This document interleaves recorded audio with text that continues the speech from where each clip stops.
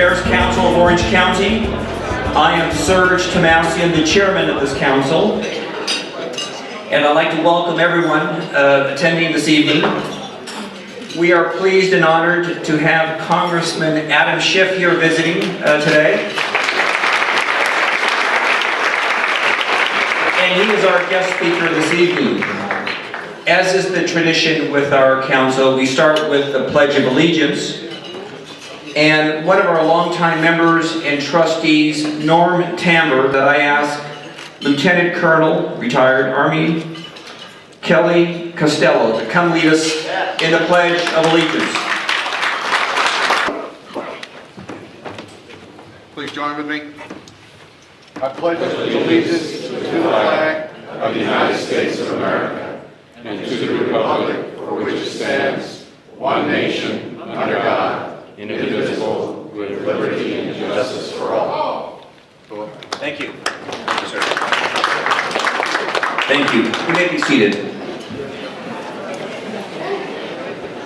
A couple of caveats this evening. The program is going to be a little different than is traditional with our council. First, we have the pleasure of having Congressman Schiff here, but he's a very busy individual and has a very important part to play in Washington. And consequently, he will have to leave here at 7:45.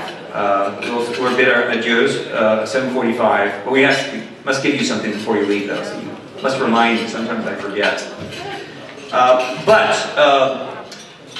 Judge Jim Gray will present a presentation on the recent, not so recent, executive order by President Trump and where it stands on the Ninth Circuit and what is likely to evolve from that with a revised executive order dealing with the immigration issue as it relates to the 7 countries mentioned. And so Jim has offered to give us an analysis of that because our programs generally run to 9 o'clock in the evening. So that's what we're going to be doing at that point. So we're also starting a bit earlier for the reasons I just mentioned. But I'd like to recognize some of our evening sponsors. First of all, we have Norm Tamber here. Norm, where are you? We mentioned you already. Norm has bought 2 tables in honor of Congressman Schiff. We also have Ms. Fran Sedo, chairwoman of the Orange County Democratic Party. Are you here, Fran? Would you stand, please? We have always been and we remain nonpartisan, so we welcome everybody from all parties. So thank you for attending. And finally, Jeff Hobart. Where are you, Jeff? Are you here? Here you are, Jeff. Here you go. We're a new generation of members of the council. And of course, we always thank our corporate sponsor, Dave and Veronica Sheraton at R&D Medical Products. They just got back from, I said Abu Dhabi, but it wasn't. It was Dubai.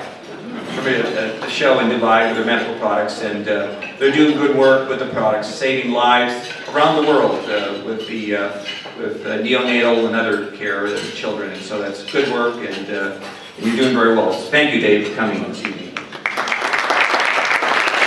I also have a special guest this evening that I want to recognize. As many of you know that I am of Armenian descent. Yes, Tomassian, that gives us away. We always get picked out right away.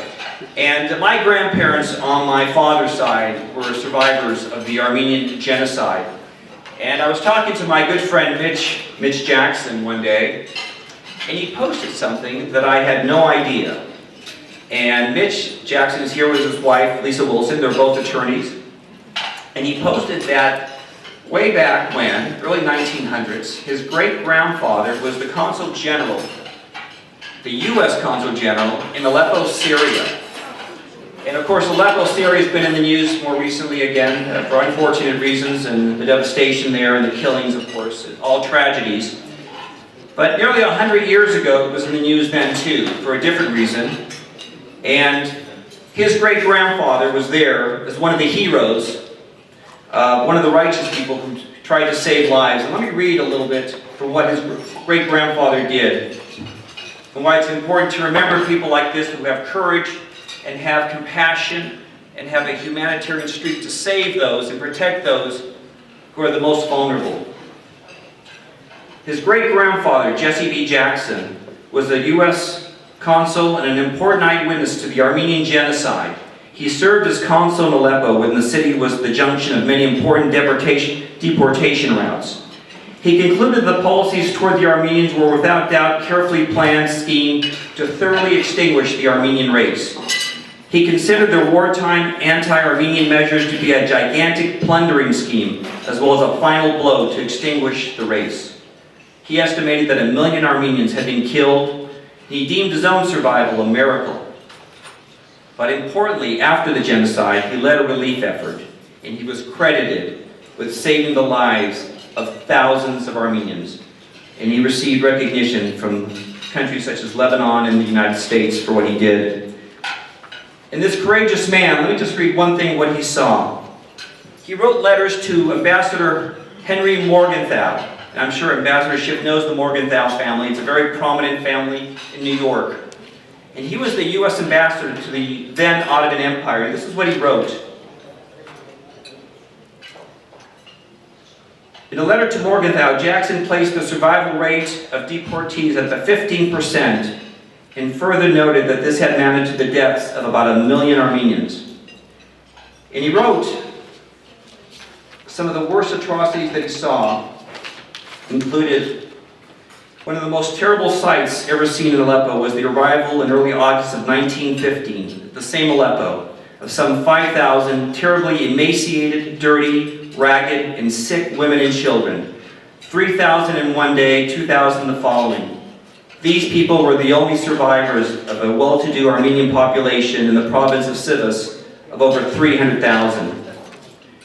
He described the deplorable condition of the deportees who were sparsely clad and some naked from the treatment by their escorts and the despoliation and depopulation en route. All having lost members from disease and fatigue, young girls and boys carried off by hostile tribesmen, and the men separated from their families and killed. The exhausted condition of victims is further proven by the death of 100 or more daily. Daily, 100 people are dying. Mitch, would you please stand? On behalf of your great-grandfather and the courage he had to save thousands of lives, I'd like to thank you for the humanitarian as an example to all Americans to protect the innocent and the victims of genocide and massacre. Thank you. Thank you for coming.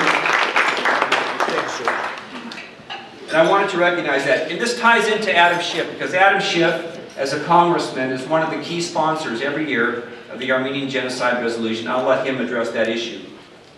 But I'd like to say a few words about Adam Schiff and welcome up here to give his speech just shortly.